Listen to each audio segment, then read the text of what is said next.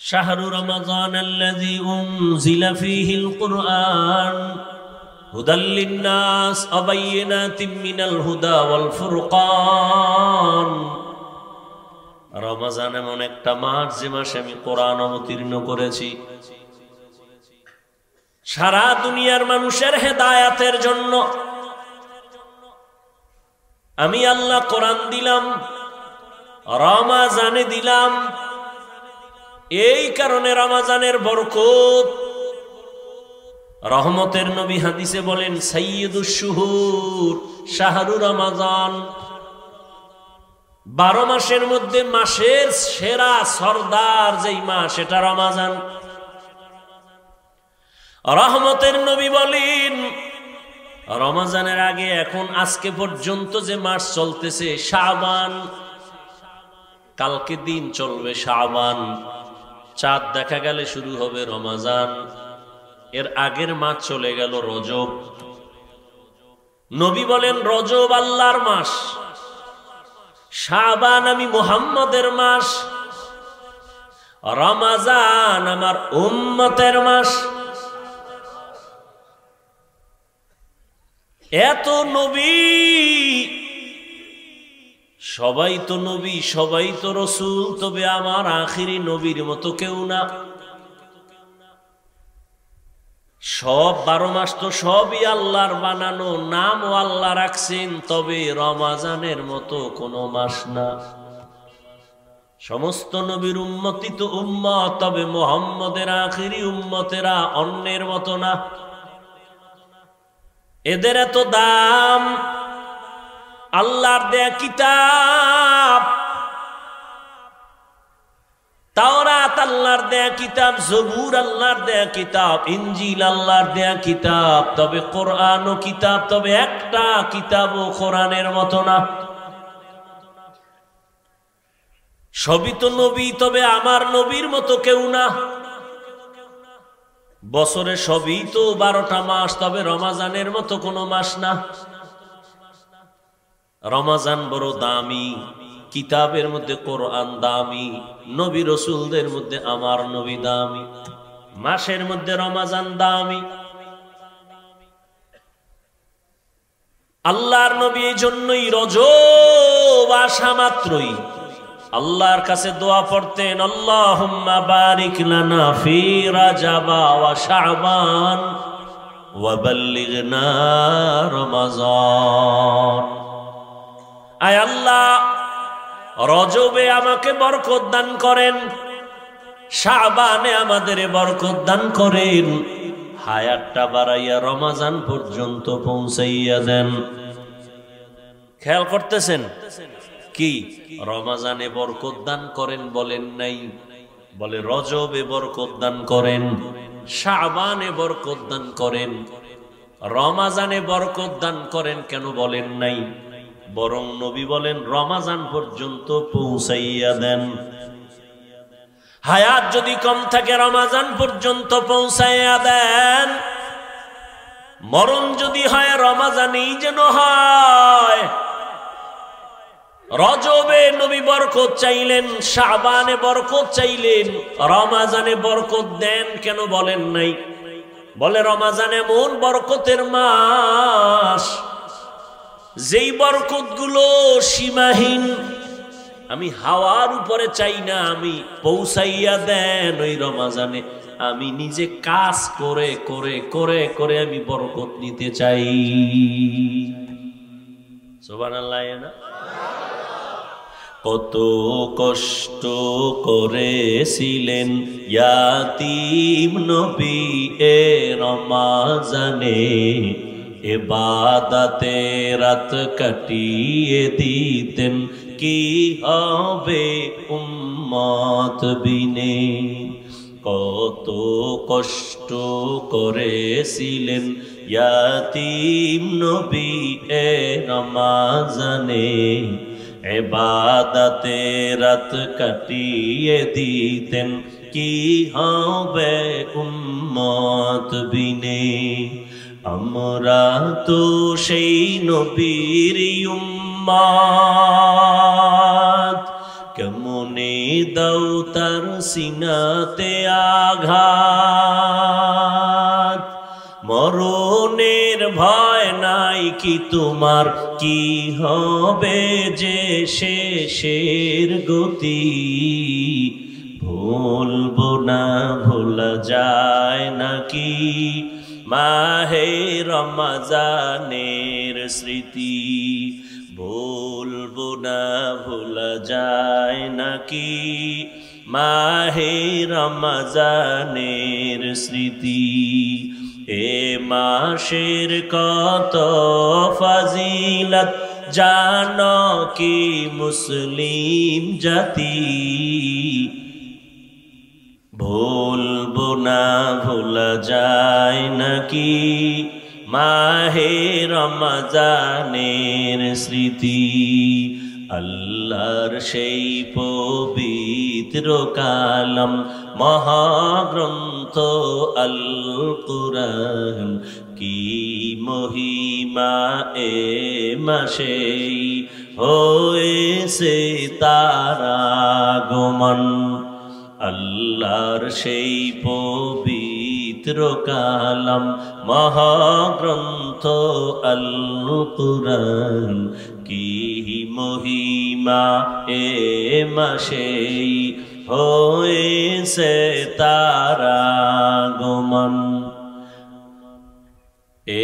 এক নেকে ৭০ রহমান, দেন নফল ফরজ সমান। রহমত বরকত নাজাতের মাস, জ্বালাও আমলের বাতি। ভুলবো না ভোলা যায় নাকি মাহে রমজানের স্মৃতি। এ মাসের কত ফাজিলত জানো কি মুসলিম জাতি,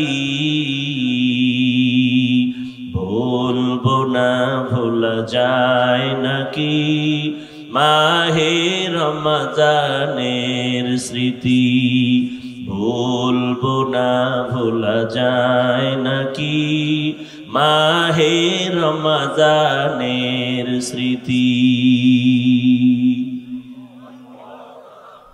খারাপ লাগতেছে আপনাদের? সময় দিবেননি?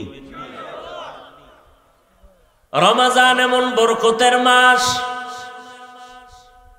নবী বললেন রজবে বরকত দাও, শাবানে বরকত দাও, রমজানে বরকত দাও না বলে বললেন রমজান পর্যন্ত পৌঁছাইয়া দাও।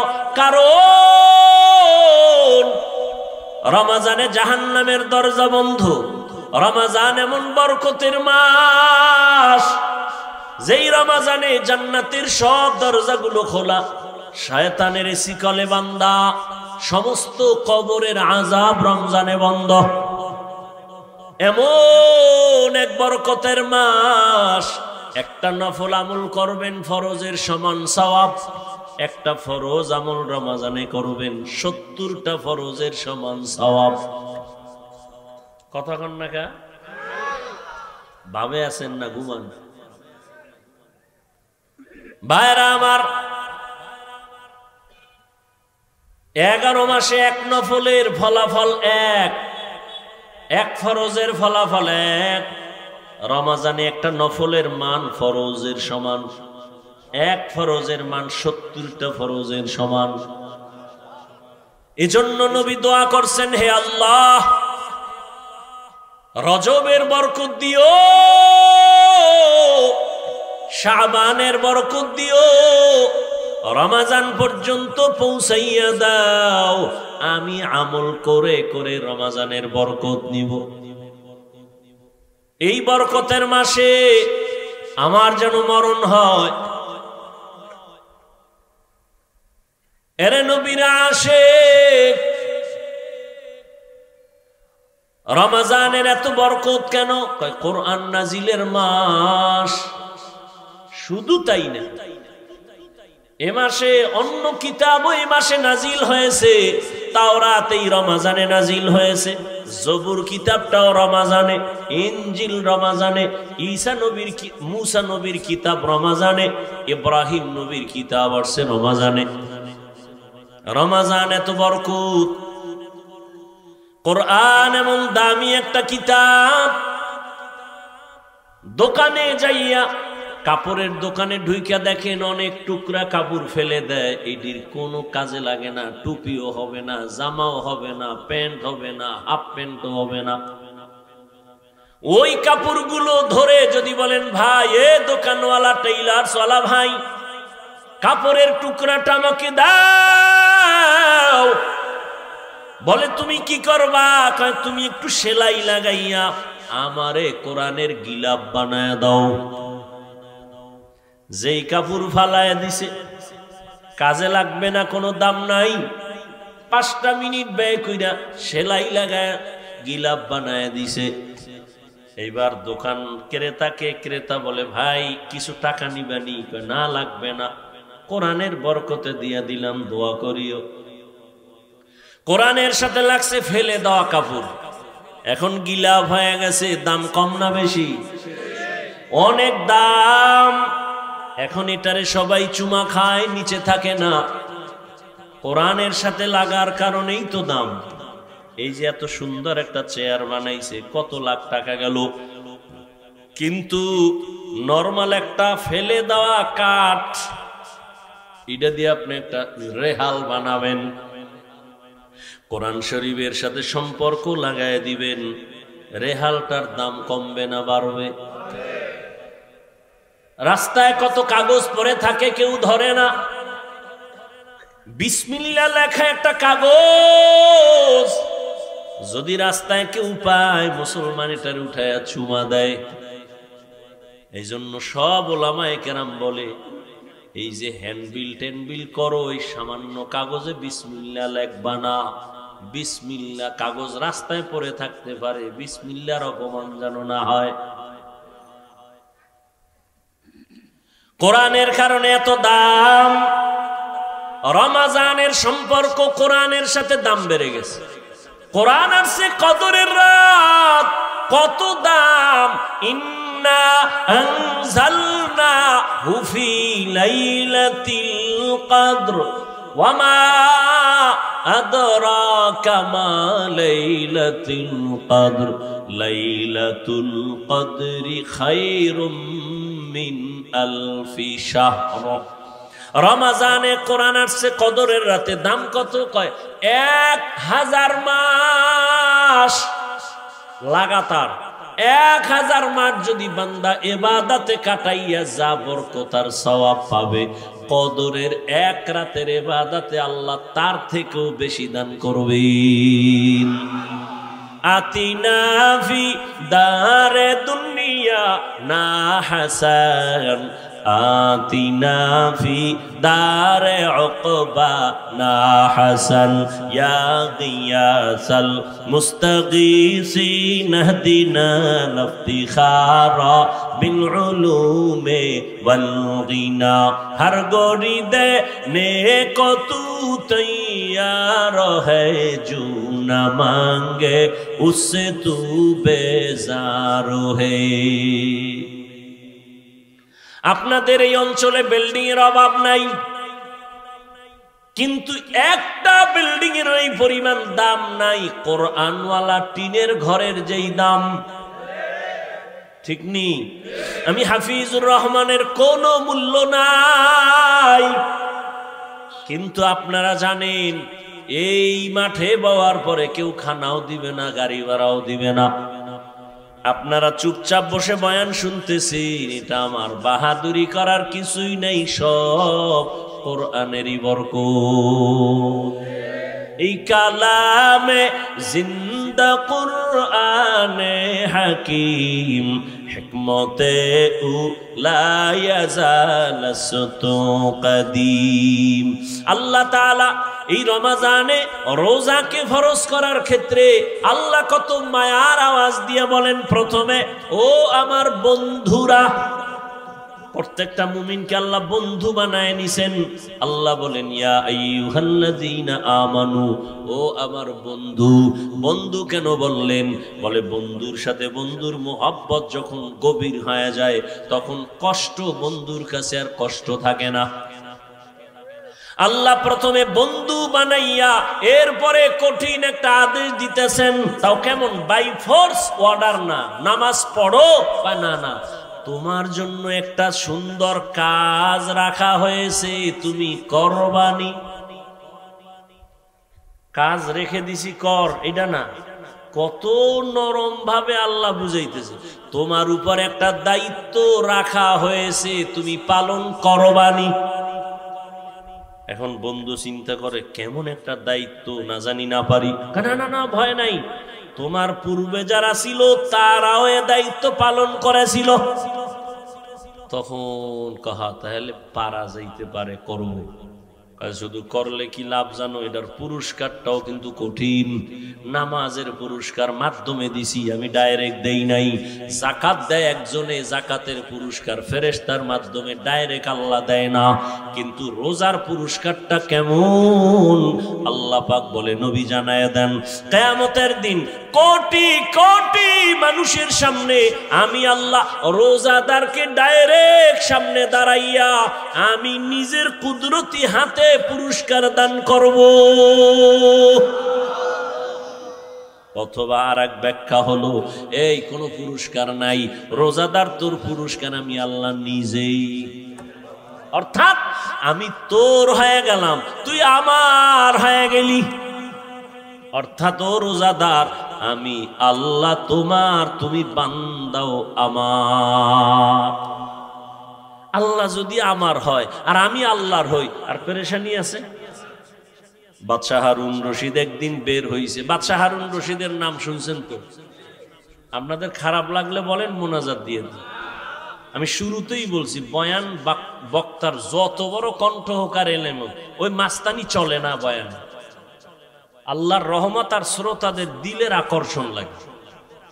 বহু জায়গায় বয়ান করতেই মনে চায়, কখন 2 ঘন্টা হয় টেরও পাই না। আর বহু জায়গায় বসলে বয়ান খুঁজি কি কমু, ভাবসাব কেমন জানি তেমনই। আল্লাহ হেদায়াত দান করুন। ভাইরা আমার, বাদশাহ হারুন রশিদের নাম জানেন না? বলেন তো তার স্ত্রীর নাম কি? মাশাআল্লাহ, কি নাম? জুবায়দা, কমলমতি নারী। এত বড় রাষ্ট্র পরিচালক বাদশাহ হারুন একদিকে রাষ্ট্র চালায়, অন্যদিকে তাহাজ্জুদের নামাজ পড়ে, ইমামতি করে। এরা হইল রাষ্ট্রের নেতা ইমাম। ইমাম তো সেই হবে যেখানে যাবে সেখানে ইমাম, মসজিদেও ইমাম, সংসদে ইমাম। যে এই যোগ্যতার একটা নাই, সে সব জায়গার ইমাম হওয়ার যোগ্যতা রাখে না। আমরা তো ইমাম ওই নাই, আমরা জোর কইরা ইমাম নিজের বানাইছি। জোর কইরা বানানোর কারণে বেশি দিন টিকে না।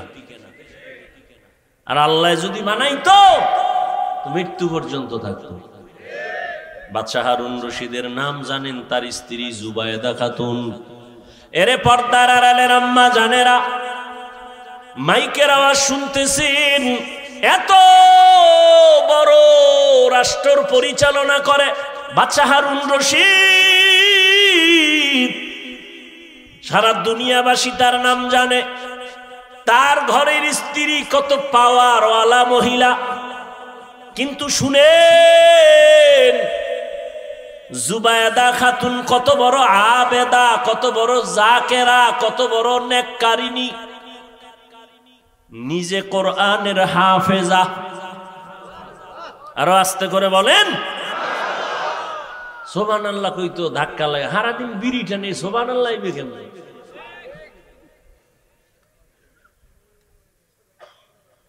মরাটার মারো কেন, কয় লড়ে কেন? এতগুলি মানুষ একটা সুবহানাল্লাহ কইলে চান্দি ছিদ্র হয়ে যাওয়ার কথা না? নিজের ছিদ্র ওরই খবর।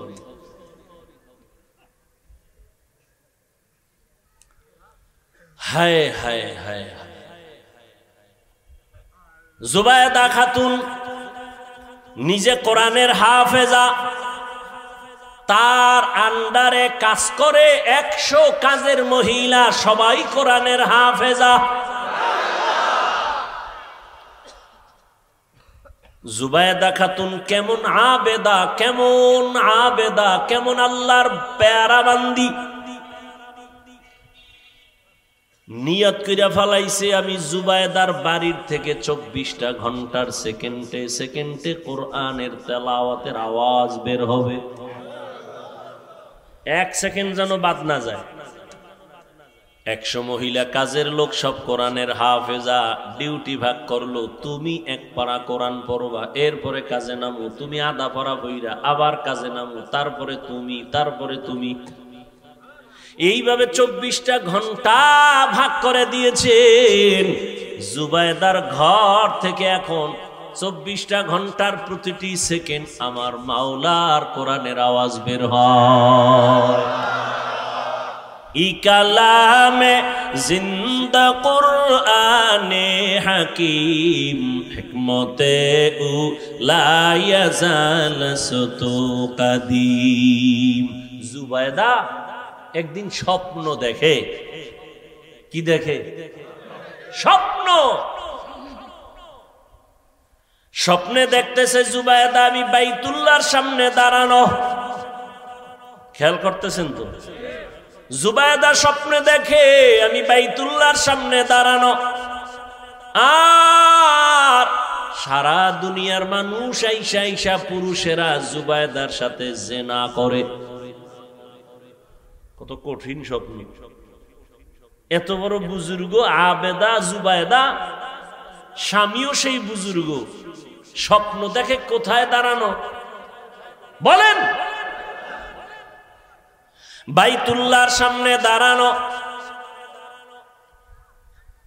জুবায়দা দেখে সারা দেশের মানুষ, পুরুষেরা আসে কাতারে কাতারে আইসা জুবায়দার সাথে জিনা করিয়া যায়। এই স্বপ্ন দেখলে আর ঘুম থাকে? তোমরা ঘুমের টেনশন নেই, তোমরা তো এডি লই সারা জীবন কাটাইলা। সারা রাত মোবাইলে জেনা জেনা জেনা, চোখের জেনা, কানের জেনা, হাতের জেনা, জবানের জেনা। তোমার জন্য এটি কোনো দোষ না, এটারে দোষ জানো কেউ না মনে করে। এই জন্য ইংলিশ 2টা শব্দ বানায় স্লোগান দেয়, ডোন্ট মাইন্ড।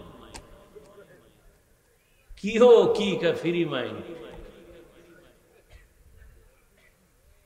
এই ফ্রি মাইন্ডে আর ডোন্ট মাইন্ডে কি হচ্ছে দেশে? আল্লাহ হেদায়াত দান করুন। হায় হায় কি বলবো!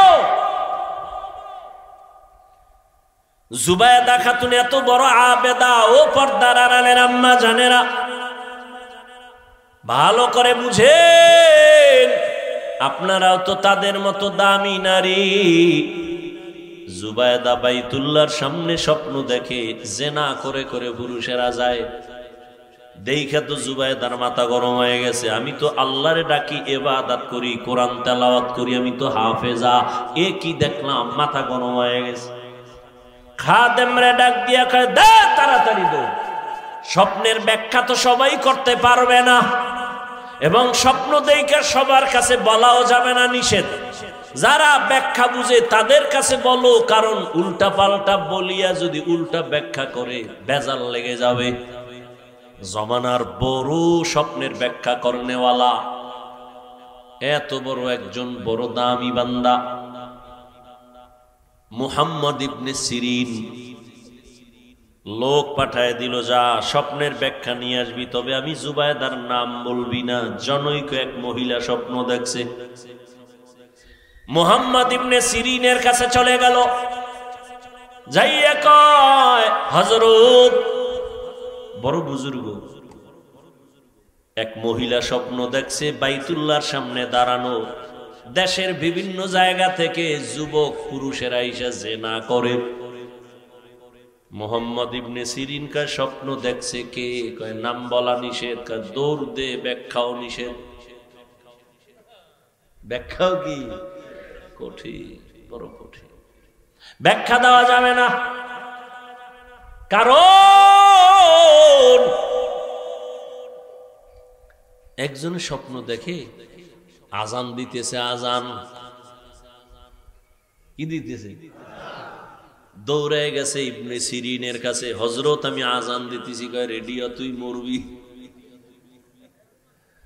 আর একজনে আজান হেও দেখছে, আজান দেয়, দৌড়ে কয় হযরত স্বপ্ন দেখছি আজান দিতেছি, কয় শুকর আদায় কর, তুই হজ করবি। একই স্বপ্ন, দুইজনের ব্যাখ্যা দুই রকম, বুঝেননি? মুহাম্মদ ইবনে সিরিন বলে নাম কয় নাম কওয়া নিষেধ, কয় ব্যাখ্যা দেওয়াও নিষেধ। কি করবো? কয় যা। দৌড়ে এসে কয় জুবায়দা খাতুন, আপনার নাম যদি না বলা হয় স্বপ্নের ব্যাখ্যা দিবে না। জুবায়দাও প্যারায় ফিরে গেছে, কি করি, যাও গিয়ে নামটা বলো। মুহাম্মদ ইবনে সিরিনের দরবারে যাইয়া কয় স্বপ্ন দেখছি জামানার বড় ওলিয়ে কামেল হারুন রশিদের স্ত্রী আবেদা জুবায়দা খাতুন। মুহাম্মদ ইবনে সিরিন শুকর আদায় করে বলে, ধন্য জুবায়দার কপাল,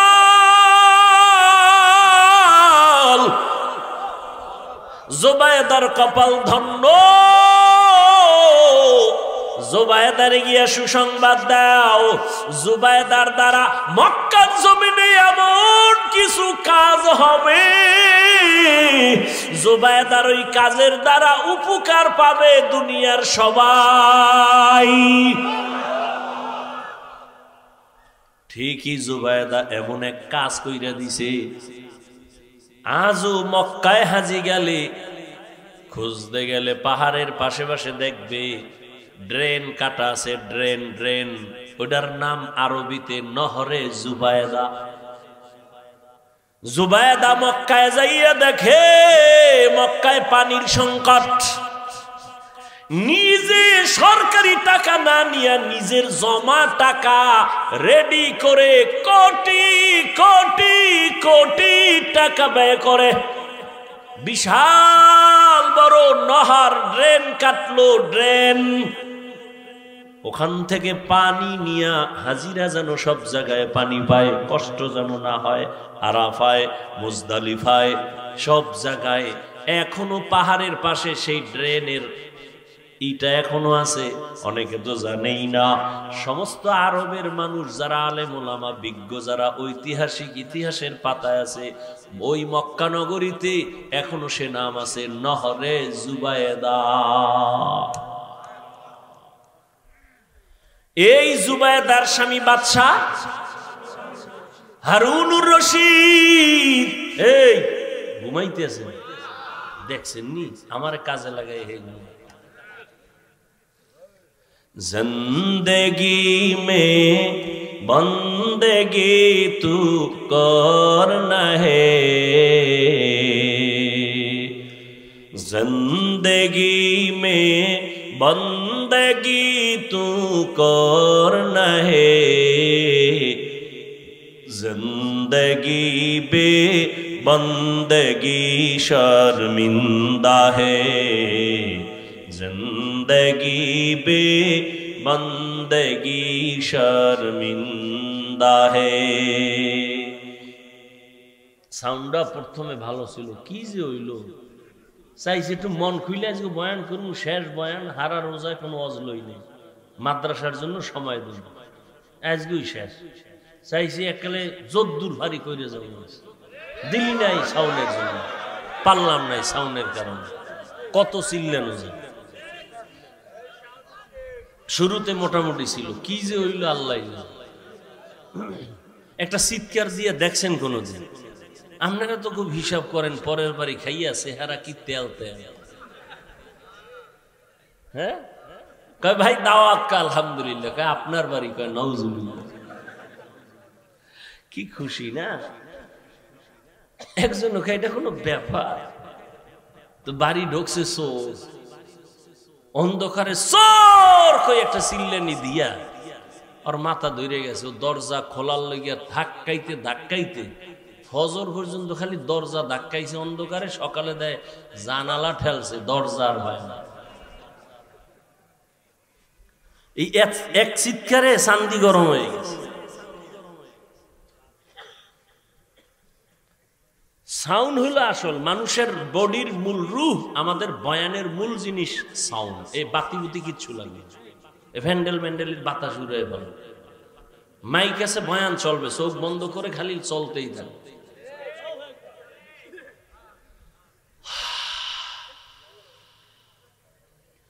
यहाँ हम सब मुसाफिर दिल ना लगा। আজকে অন্য কোনো ওয়াজও রাখিনি, প্রতিদিন তো কমপক্ষে 2টা, কাইলো 2টা করছি, 2টা ছাড়া ওয়াজ চলবেই না, নিম্নে 2টা লইতেই হলো, আমাকে মান্যত করা, বুঝেন না? তুমি 10টায় দেবা বয়ান, আমি হেন ওই ঘাস কাটবো, আমার মাদ্রাসা চালাই তুই, তোমার তো বলা যাইব না তুমি আমার 10 লাখ দাও। তো কষ্ট করে 2-4টা কইরা মানুষ যদি হাদিয়া দেয়, দিয়া সংসার, মাদ্রাসা, শিক্ষক, ছাত্র হালাল ভাবে, আমরা তো আর আকাম করি না, সিনেমা হল করি না, গাঞ্জা খাওয়াই না, মানুষের ক্ষতি করি না, মাদ্রাসা করি। এখন একটা জায়গা লইছি 15 কোটি টাকা দাম, মাদ্রাসার সামনে বিশাল এক মাঠ, মালিক দিতে চায় না, বহু বাহানা করে, পরে 70 লক্ষ টাকা দিয়ে মোটামুটি আটকাইছে। এখন কইছি সাইনবোর্ড লাগাও, আলেম ওলামা 100 জন আইনে, এরপরে দোয়া করাম, মাঠে সাইনবোর্ড ফালাইয়া, এরপরে মানুষের কাছে কিছু চাম, রসুল চাইছেন আমিও চাম, এটা সুন্নাত। টোটাল 20 কোটি টাকার একটা প্রজেক্ট মাথায় নিয়ে ঘুরতেছি, 70 লক্ষ টাকা মোটামুটি দেওয়া হয়েছে, আল্লাহর শুকর। ও টাইম দেবে কিছু, পেরেশান, এত টাকা কই পাবে? তা আবার অন্তরের বুঝে, মাওলায় দিলে সময় লাগে, বাংলাদেশ বলে গরিব, কোন চোরে কয় গরিব? দেখছেন নি টাকা কেমনে বাইরে কলা গাছের ভিতরে দিয়ে, টাকা টাকা চাইরে দুই। একজন সাধারণ মানুষের টাকা বলে 184 কোটি, সাধারণ মানুষ কামাইয়া লাইছে, যেমন কামাইছে এমন আবার গেছে। হায় হায় হায় হায় হায়, ভাইরা আমার, তো বাদশাহ হারুন রশিদ ভাই রইছে সফরে, কই যাইব? তো সাথে তো উজির থাকে, উজির, বুঝেন না? বডিগার্ড না, কি এর গার্ড? হ্যাঁ, কোনো গার্ড মার্ড লাগে না, আমগো না গার্ড লাগে, বডিগার্ড। এই বডিগার্ড আবার বডির মধ্যে গুলি মারে। হারুন রশিদ যাই দেখে রাস্তার পাশে এক বুড়া একটা ফলের গাছ লাগায়, খুব কষ্ট করে ঘামায় গেছে। বাদশাহ হারুন রশিদ কে, এই বুড়া তুমি করো কি? ফল গাছ লাগাই। লাভ কি যে কষ্ট করো, ঠাডা ভাঙ্গা রোদের মধ্যে, ফল হইব কবে? বহুত দিন পর। তোমার বয়স কত? কয় মরণ্য অবস্থা। ঠিক কষ্ট করো কেন? আরে বুঝো না, আমার পূর্বপুরুষরা গাছ লাগাইছে, ফল আমরা খাই, আমরাও গাছ লাগায় যাবো, এরপরে যারা আসবে ওরা ফল খাবে। বুড়ার কথাটা সুন্দর না? বাদশাহ হারুন রশিদ খুশি হইয়া বুড়ার কথায় 1000 টাকা হাদিয়া দিছে। বুড়া একটা চিল্লানি দিয়ে কয়, মানুষ গাছ লাগাইয়া ফল পায়, 1 বছর পর আমি নগদ পাইছি। 1 বছর পর ফল পায়, আমি কি নগদ পাইয়া লাইছি। বাদশাহ বুড়ার কথা শুই না আবার 1000 দিছে। বুড়া চিল্লায় কয়, মানুষ বছরে ফল পায় একবার, আমি নগদ 2 বার। উজিরে কয়, টের পাইছেন নি বাদশাহ, এই বুড়ার দ্বারে থাকলে আপনার ফকির বানাইব, তাড়াতাড়ি ভাগেন। এই বুড়ায় যে বুড়া, তো বুড়াদের বড় দাম। আর এখন শিক্ষিত পোলাপান শিক্ষার মাস্তানি নিয়ে ঘুরে, বাবায় বাংলা কথা ভালো জানে না, লেখাপড়া তেমন করে নাই, শিক্ষিত সন্তান শুদ্ধ কথা কয়, এখন মূর্খ বাবার কোনো মূল্য নাই। বলে এর জিগামুখী বাবায় বুঝে কি, বাবায় বুঝে কি কইয়া বাবারে বাদ দিয়া লাইনে লাইনে লাইনে লাইনে বেলাইন হয়ে গেছে। বন্ধু আর বান্ধব দিয়া মাইয়াও ঠিক করে ফেলছে, বাবারও জিগায় না মায়েরও জিগায় না, নিজে বিয়ে করার জন্য চয়েস করে ফেলেছে বন্ধু দিয়া মাইয়া। মাইয়ার বাড়ি দেখতে যায় কমপ্লিট হয়ে গেল। মেয়ের বাবা বড় আপ টু ডেট আধুনিক শিক্ষিত। এই তোমার যে মাইয়াটা দিমু রাখবা কই, কয় বাবার বাড়ি, কয় বাড়িটা তো দেখা দরকার, কয় চলো। এবার ছেলের বাড়ি আসবে মেয়ের বাবা দেখতে, মায়ের কয় আম্মু কিছু মেহমান আসবে, খানার আয়োজন করো। কিন্তু একবারও ছেলে কয় না আমি বিয়ার রাস্তায় যাইতেছি, মেহমান আসবে, খানা ব্যবস্থা করো। বুড়া বাবায় বুঝে না, বাবারে জিগেই বুকি মেহমান তারিখ মতো মা কষ্ট করে বুড়া মানুষ রান্না করেছে। বাবা ঘরের মধ্যে মেহমান আসছে, দুপুরের খানার আয়োজন, ধুমধামে মেহমানদারি চলতেছে। মেয়ের বাবা কানে কানে একজনের কয় একেবারে তো খারাপ না, আওয়াজটা বাতাসে যায় বাবার কানে লাগায় দিছে। বাবার অন্তরে ধাক্কা লেগে গেছে। বাবা ঘরের ভিতরে গিয়া চোখে বালিশ চাপা দিয়া কান্না করে। বৃদ্ধ মা ডাক দিয়ে কয় স্বামী কেন তুমি কাঁদো? বলে সর্বনাশ, মেহমান রে খানা পাকাইছো। কয় হ্যাঁ। কেমন মেহমান জানুনি? কয় না, আমার ছেলে বুঝি গোপনে মাইয়া ঠিক করছে, ওই বাড়ির মেহমান খাচ্ছে। মাও চোখের পানি ছেড়ে কান্না করে, ও আল্লাহ এত কষ্ট করে ছেলেটারে বড় বানাইলাম, শখের বিবাহ করাবো, আজ আমার ছেলে আমারে জিগায় না।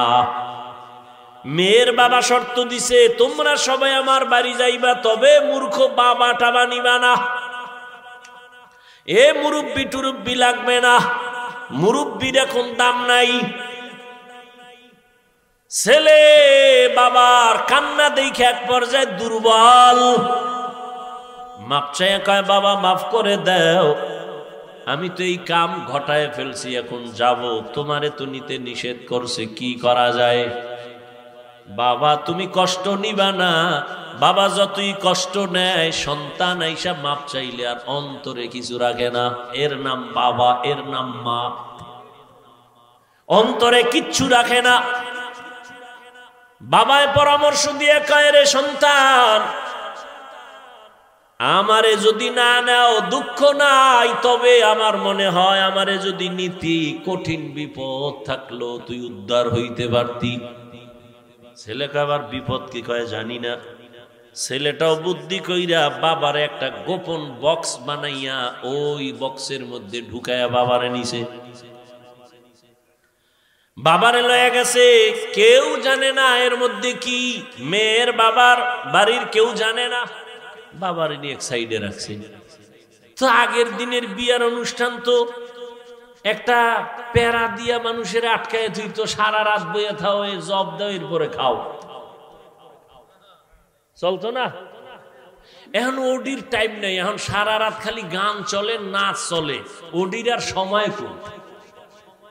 ভিডিও ক্যামেরা, আকাম সাকাম দুনিয়াতে যা আছে সব, গায়ে হলুদ, পায়ে হলুদ, সব হলুদ, এই আকাম দিয়া চলে বিয়ার অনুষ্ঠান।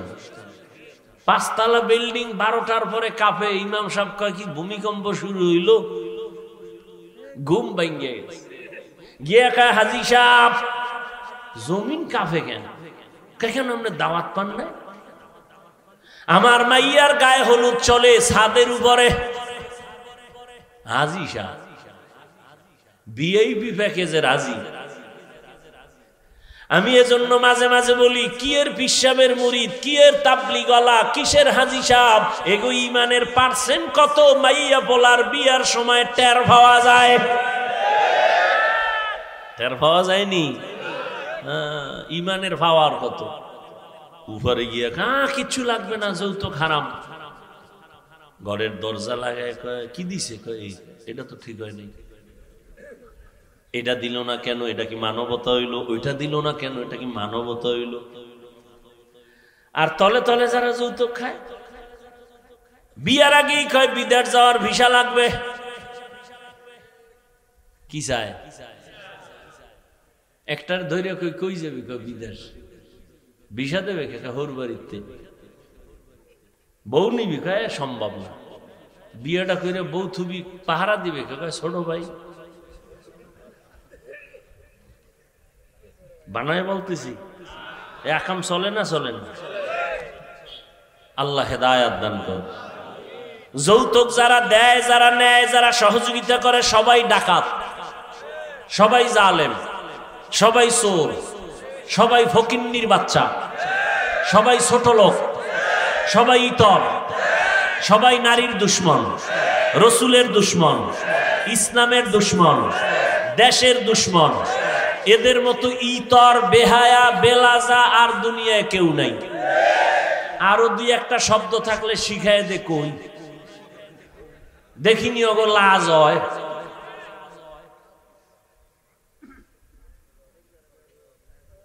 আল্লাহ হেদায়াত দান করুন। এক যুবক কয় এত কিছু হই না, আর ভাল লাগে না, নিয়ত পাল্টাই লাইস, খামু না, দেখি কি হয়। ফট করে কয় দুঃখ কি, আব্বা তো মান্নত করছে, ওটা খাইবি। এরকম বাপ আছে না? মাইয়া হইলে খুব বেজার, ছেলে হইলে। আর রহমতের নবী বলেন, আমি 4 কন্যার বাবা, আমার কোনো ছেলে নাই। ও কন্যার বাবারা, একটা কন্যা যদি পাও, একটা জান্নাতের মালিক। একজনে খুশি হয়ে, আমি 4টে পাইছি, আমি 4 জান্নাতের মালিক। কয় মাইয়া? কয় জান্নাতের মালিক? মাইয়ারা কি আরে কয়, এরা আবার গ্রামীণ ব্যাংকের মালিক। কি কায়দা! ভাইরা আমার,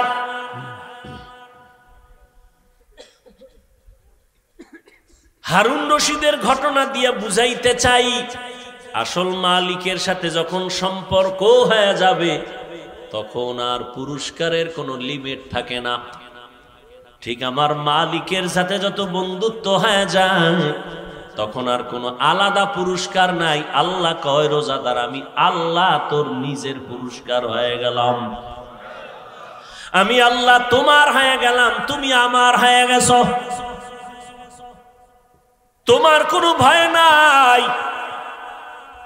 এই রমজানের মাধ্যমে তুমি তাকওয়া অর্জন করো, গুনাহ থেকে নিজেরে কন্ট্রোল করো। রোজার দ্বারা তাকওয়া যেই পরিমাণ অর্জন করা যায়, অন্য আমলের দ্বারা এই পরিমাণ অর্জন করা যায় না।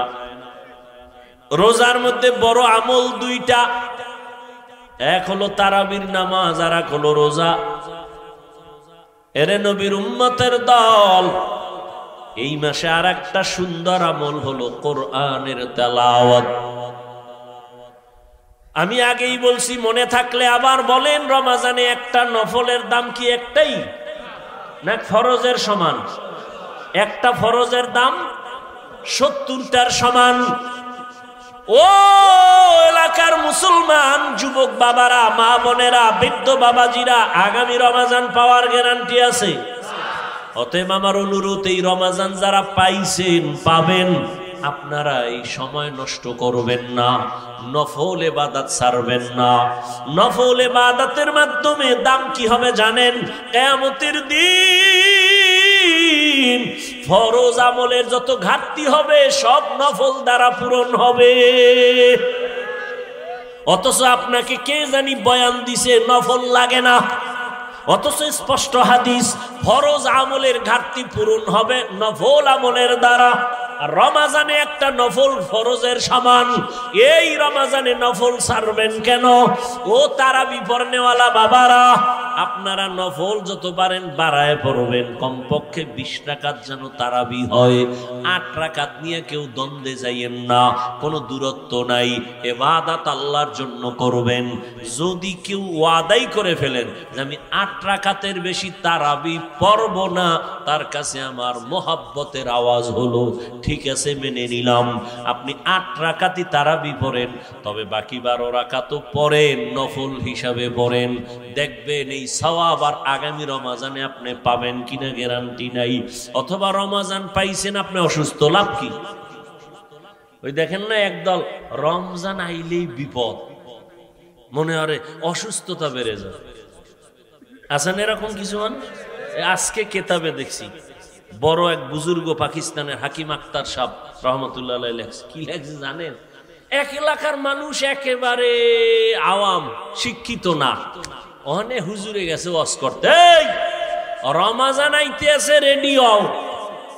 এরা বুঝে না রমাজান কি। কয় হুজুর এটা কি? কয় এটা আইলে ফজরের আগের থেকে সন্ধ্যা পর্যন্ত না খায় থাকা লাগে। কয় এটা আবার কোন গজব? সারা দিন না খাইয়ে কহ একটু পানি টেনি, না পানিও না। কয় কি পানিও পান করতে পারবো না? কয় না। এই বিপদের লগে তো মোকাবেলা করতে হবে। এবার কয় হুজুর এটা আইবে কোন দিক দিয়া? কয় পশ্চিম দিক দিয়ে। তাই? কবে? 29 শাবান, শাবানের 29 তারিখ। টাইম কোন সময়? কয় সূর্য ডোবার পর। কয় হুজুর ঠিক আছে বুঝলাম। হুজুরে বয়ান করে গেছি, সবাই রেডি, লাডি বানা। এই এলাকায় রমজানের ঢুকতে দেওয়া হবে না, যত যুদ্ধ লাগুক সারা দিন রাখায় রাখবে, আমাকে একটু পানিও খাইতে দিবে না, ওরে এই এলাকায় ঢুকতে দেওয়া হবে না। 29 শাবান কবে গন গুইনে টুইনে পাইছে। এবার কইছে হুজুরে ওই সূর্য ডুবার পরে পশ্চিম দিক দিয়া রমজান আইবে। এরা সবাই পশ্চিম দিকে রেডি, লাডি টাডি নিয়ে। ঠিক সূর্যটা ডুবার পরেই দেখে একজনে উট লইয়া আইতেছে, উটের রাখাল। এই যে দেখা যায় বোধহয় আউগা, সামনে আগা যাইয়া ধই রেখে, তোর নাম কি? আমার নাম রমজান আলী। কাহেরি পাওয়া গেছে, দৌড়। কে হুজুরে তো আর কথাই কইছে, রমজান আলী এটার ভিডা। হারে পিডা গণ ধোলাই, এটা মায়ের মুড়ি খাইয়া দৌড়। এটা জানে না যে আমার কি লিগে ফিডা, দৌড়। ফিডে টিডে কইছে এই এলাকায় ঢুকলে তোর রুহু আর লগে রাখবো না, খবরদার এই অন্য দিক দিয়ে দৌড়া, এলাকায় ভুলো আবি না। ঠান্ডা মাথায় সবাই আছে। হুজুরে কয়েকদিন পর আবার বয়ানে আইছে রোজার পরে। কেউ ভাই রমজান কেমন কাটলো? কয় হুজুর রমজানের মাইরা আল্লাহর শুকর আমগে এলাকায় ঢুকতেই দিন, বহু দূরে রাখছে। এই বিপদ, এই এলাকায় ঢুকতে দেওয়া হবে না। কিছু মানুষ এই রমজান আইলেই কয় আমার অসুস্থতা বেড়ে যাবে, গ্যাস বেড়ে যাবে। অথচ পৃথিবীর সমস্ত চিকিৎসা বিজ্ঞানী একমত, মানুষের সুস্থতার জন্য আল্লাহর দেওয়ার সর্ববৃহৎ এক ঔষধের নাম রোজা। আমাকে হুজুর গুড়া বাদ দাও, এমনি তো কানে ঢুকবে না, ওটা ওই যে নাকের উপরে দিয়ে একটা মশা উইরা যায়, এইরকম হুজুর গো কথা। চিকিৎসা বিজ্ঞানীদের কথা কি করবা? সমস্ত চিকিৎসা বিজ্ঞানী একমত, মানুষের জীবনের সুস্থতার মহা এক ঔষধ হলো রোজা। গত বছর হিন্দু এক ডাক্তার বিশাল এক আর্টিকেল লেখছে ফেসবুকে, আমাকে একজনে দেখাইছে, বিশাল রোজার কি শরীরের উপকার কি কি। এই জন্য রসুল শুধু রমাজান না, প্রত্যেক সোমবার বৃহস্পতিবারে রোজা রাখছেন। রোজা রাখি একটু কষ্ট লাগবে, দেখবেন পরে অভ্যাস হয়ে গেল, শান্তি আর শান্তি। 3 দিন খাইবেন, 1 দিন রোজা, পুরা খানা দানার বডি ব্যালেন্সে চলে আসবে। আবার 2 দিন খাইবেন, আবার রোজা, পুরা বডি ব্যালেন্স। সুস্থতার জন্য রোজা, বিকল্প কোনো ঔষধ নাই। আর এক ঔষধ রাতের ঘুম। রোজা যারা রাখবে না এগো কি উপায়? আফসুস। আপনিও মুসলমান, আমিও মুসলমান, আপনার আল্লাহ আমার আল্লাহ এক, নবী এক, কোরআন এক, কাবা এক, ধর্ম এক। এরে যুবক,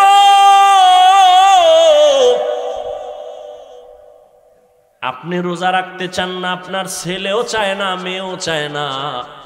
আল্লাহর শুকর, আমাদের ছোট ছোট বাচ্চারা রোজা রাখবে। সাহারিতে যদি না উঠাই, পরের দিন খায় না, রাগ কইরা উঠাইলাম না কেন? আর আপনার 20 বছর ছেলে মেয়ের বয়স রোজা রাখে না। আম্মা জান মাঝে মাঝে কয় ও দুই একটা রোজা রাখবি, বাবা একা খবরদার রোজা রাখায় না, চেহারাটা নষ্ট হয়ে যাবে। ওই আব্বাজানকে জিজ্ঞাসা করি, সারা রাত মোবাইল চালাইয়া যেই ছেলেটার চেহারা নষ্ট হলো, বলেন কোন মেডিসিন দিয়া ভালো করবেন? এখনো অনুরোধ করে বলছি রে যুবক, ও পর্দার আড়ালের আম্মা জানেরা, বোনেরা, ও বৃদ্ধ বাবাজি, কয়দিন আর দুনিয়ার বাহাদুরি? চোখের সামনে কত লাশ। কই আমরা যে নবীর আদর্শ মেনে টুপি পরলাম, দাড়ি রাখলাম, নামাজ পড়ি, পর্দা করি, হালাল খাই, কই আমাদের তো সম্মান কমে নাই, না খাইয়াও মরি নাই। করোনার সময় স্কুল বন্ধ, কলেজ বন্ধ, চাকরি বন্ধ, ব্যবসা বন্ধ, ফ্যাক্টরি বন্ধ, কিন্তু কোরআনওয়ালাদের একটা মাদ্রাসাও বন্ধ হয় নাই। আপনি মাস্ক লাগাইছেন, ট্রিপল মাস্ক, মরবেন না করোনার ভয়ে। আর এই দেশের লাশগুলো করোনার লাশ, হুজুরেরা কান্দে নিল, জানাজা পড়াইলো, গোসল করাইয়া দাফন করলো, একজন হুজুরেও করোনায় মরে না। এরে আমার কলিজার যুবক বাবারা, আল্লাহ সম্মানের মালিক, ও এলাকার ভাইরা, ও যুবক বাবারা, এতক্ষণ আমি যে বয়ান করতেছি, আমি একবারও কিন্তু আপনাদের বলি না আমার মতো টুপি লাগাও, স্কুল ছেড়ে মাদ্রাসায় যাও। আমি কওমি মাদ্রাসার সন্তান, তোমরাও যাও। আমি তাবলিগের লাইনের সন্তান, তুমিও তাবলিগে যাও। একবারও বলি নাই আমি পীরের বুড়ি, তুমিও পীরের কাছে যাও। একবারও বলি নাই। বরং আমি বলতে চাই, যুবক তুমি স্কুলে পড়ো, আমি হাফিজুর রহমান তোমাকে ধন্যবাদ দিয়ে গেলাম, দোয়াও করে গেলাম। তুমি স্কুলে পড়ে ডাক্তার হও, কলেজে পড়ো, ভার্সিটিতে পড়ো, তুমি ইঞ্জিনিয়ার হও, প্রফেসর হও, তুমি একজন সাংবাদিক হও, ওসি ডিসিএসপি হও, আমি দোয়া করে গেলাম, অন্তর থেকে বলছি। তোমার মাদ্রাসায় যাওয়া লাগবে না, তুমি একজন ব্যবসায়ী হও, চাকরিজীবী হও। তবে আমি হাফিজুর রহমানের একটা ছোট দাবি, বিদায় বেলা তোমাদের কাছে, বেয়াদব হইও না রে বাবা। তোমার ব্যবহারে কোনোদিন যেন মা বাবা কষ্ট না পায়, তোমার আচরণে কখনো যেন আলেম কষ্ট না পায়, তোমার ব্যবহারে কখনো শিক্ষক যেন কষ্ট না পায়। কারণ মা বাবা যদি কষ্ট পাইয়া মনে দুঃখ নিয়ে বলে একটা নিঃশ্বাস ছাড়ে, ওই নিঃশ্বাসটা তোমার জন্য একটা আগুন। ওই আগুনটা যদি তোমার কপালে লেগে যায়, মরার আগে তোমার জীবন বরবাদ হয়ে যাবে।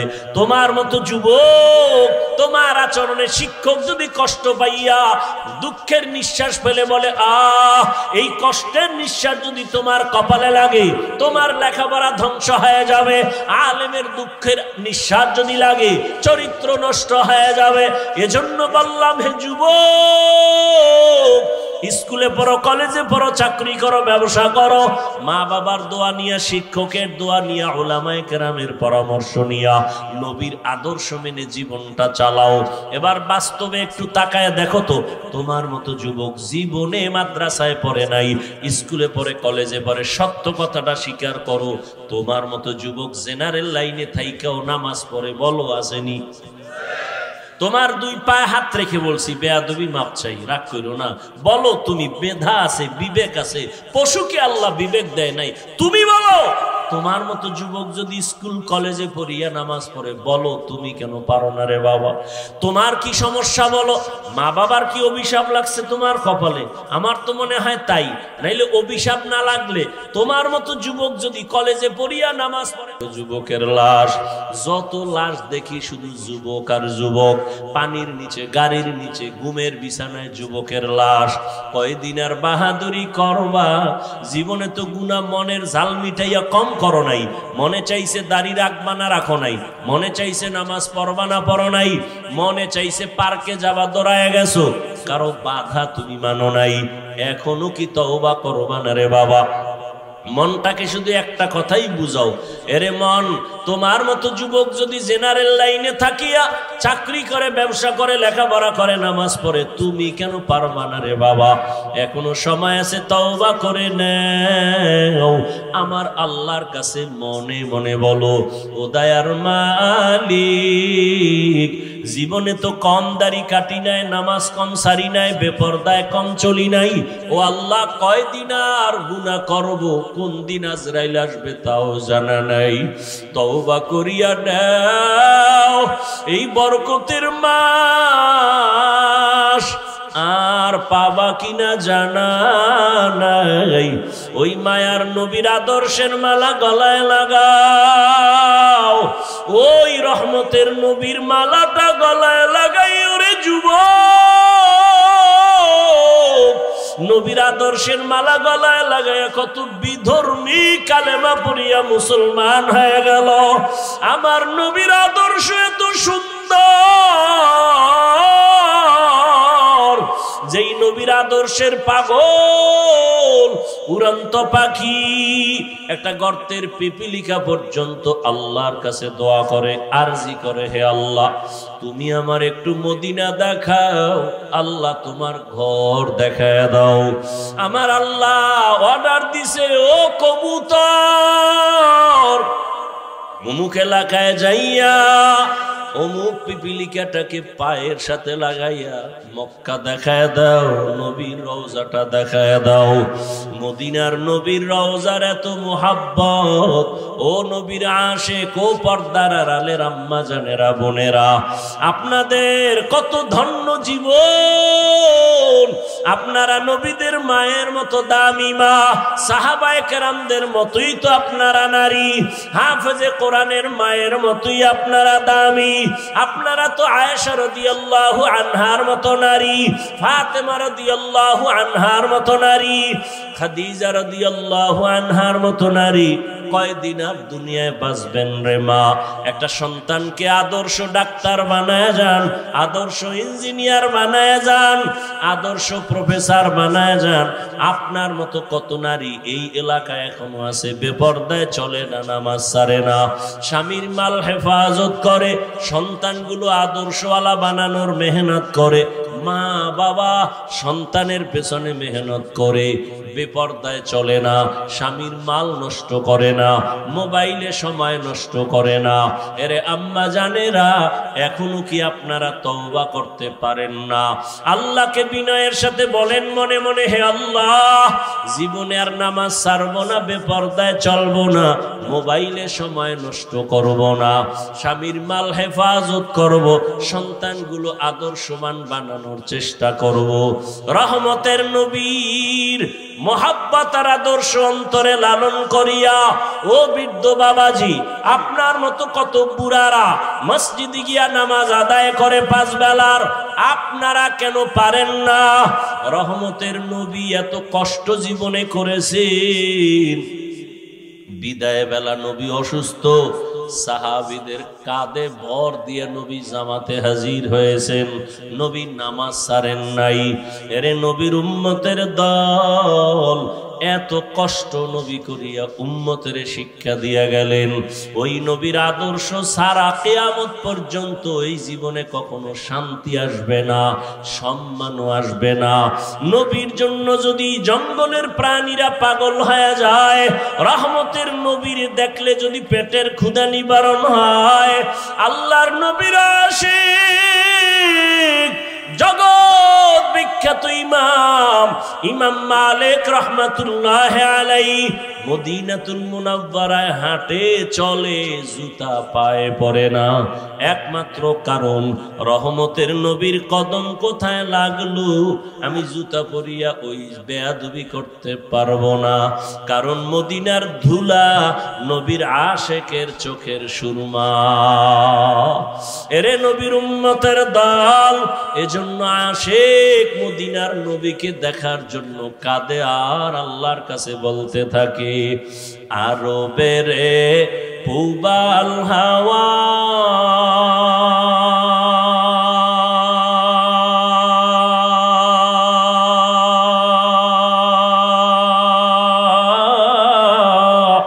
পশ্চিমে করে সুধাওয়া,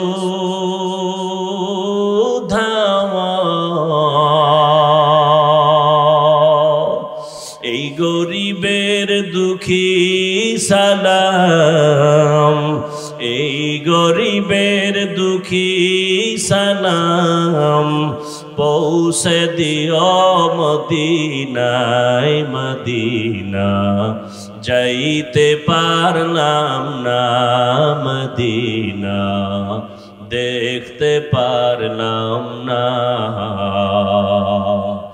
আমি অসহায় তাই এত দূরে রই, আমি অসহায় তাই এত দূরে রই, শুধু সালাম জানাই মদিনা, যাইতে পারলাম না মদিনা, দেখতে পারলাম না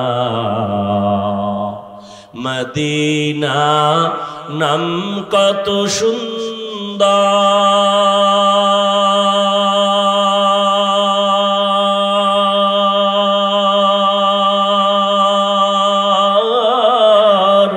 মদিনা, কেরে সেবন্ত